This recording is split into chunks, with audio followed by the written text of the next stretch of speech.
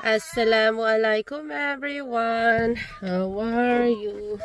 Pupunta pala kami sa Asian market kasi bibili ako ng malunggay kasi ako'y maaasim yung magluluto ako ng maasim na malunggay.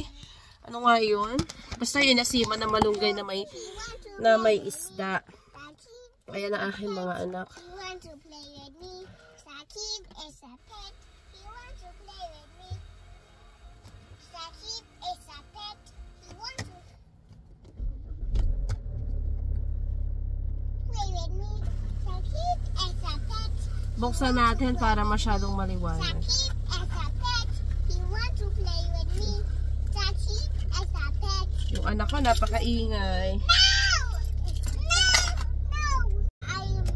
Kasi meron akong isda kasi na tuna. Ihuhulog ko dun sa malunggay. Papakuluan ko siya ng ng kamatis, sibuyas, bawang. Tapos papakuluan ko siya ng bongga. Tapos ihuhulog ko yung isda at saka yung malunggay. Diba? Ang sarap. Ayan, nakarating na kami dito. Ayan, nasa trolley. Na!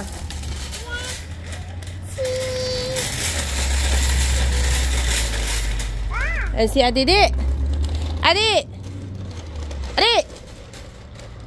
Oh, 4. Wala ko ng malunggay. Ah.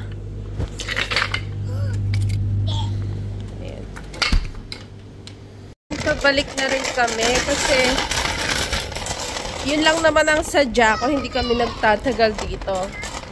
Tapos binilahan ko yung mga yan, no? Tapos ayan pala, bumili ako ng isang sako na onion, yung sibuyas ba, kasi pag bumili ka ng 2 kilong onion, $5 ang 2 kilo, isang bag. Eto $13 lang, 10 kilo. Sang ka pa. O, diba dun tayo sa madami, konti lang dagdag. Diba? O, ayan, pauwi na kami. Bumili rin pala ako ng mustard na, ayan, o.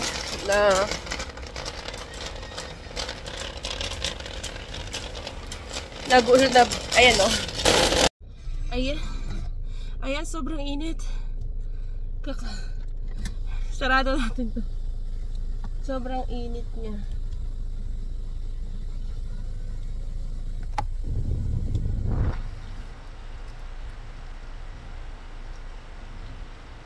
Yan, pauwi na kami.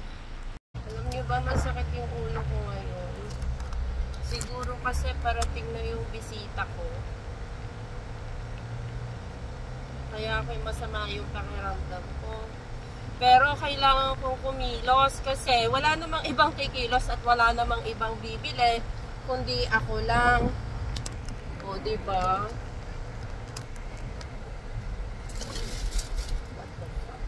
Nakauwi na pala kami. Ganito yung itsura ng malunggay dito. Frozen. Tingnan.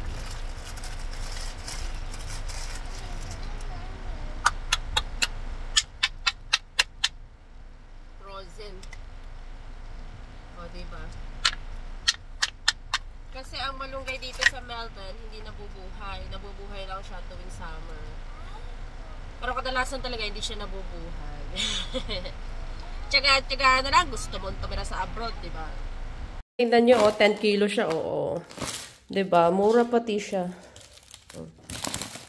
Onion, pati ako'y marami maglagay sa onion pag ako'y niluluto kasi maganda sa katawan ng sibuyas. Masama talaga yung pakiramdam ko. Nasakit yung puson ko.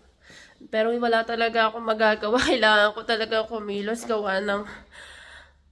Wala namang gagawa talaga. Wala namang magluluto sa amin. Kaya hindi ako pwedeng magpahinga. Kasi darating na yung mga anak ko. Magdi-dinner na din kami. Kaya kailangan ko talaga kumilos. O, wag niyo akong kaawaan na. Kasi hindi naman ako nagpapaawa. Sinasabi ko lang talaga. O, diba? Ang hirap na nag-iisa. Tandaan nyo yan.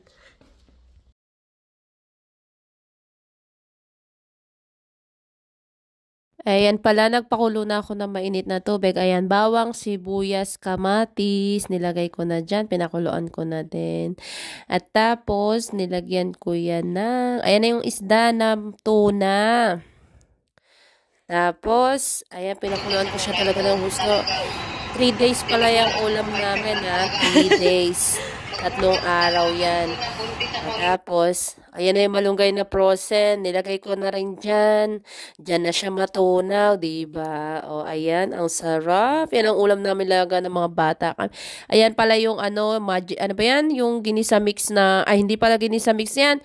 Ano ba yan? Yung pangpaasim ba? Sinigang, ganon? Sinigang na pangpaasim. Sinigang sa sampalok. Ayan, ayan yung malunggay ulit. Dinagdagan ko na ulit siya. Ayan, asin at paminta. Halo-halo, halo-halo, halo-halo. Niluto ko talaga siya ng maigi para matagal siyang masira. 3 days inabot. Ayan, gustong-gusto pala yan ng aking mga anak, lalo na yung aking babae. Sobrang sarap kasi. Tapos maasim pa ng konti. Ay, sarap-sarap talaga. Ulam lagi pala namin yan nung maliit kami. O, ang sarap, diba? Yun lang. Assalamualaikum, Jazakur Khairan. Ang sarap talaga nito. Follow mo naman ako. Maraming salamat. Bye-bye. Favorite namin to nung maliit kami. Sobrang sarap talaga niyan. Alam nyo ba? Bye. Maraming malunggay tapos maasim.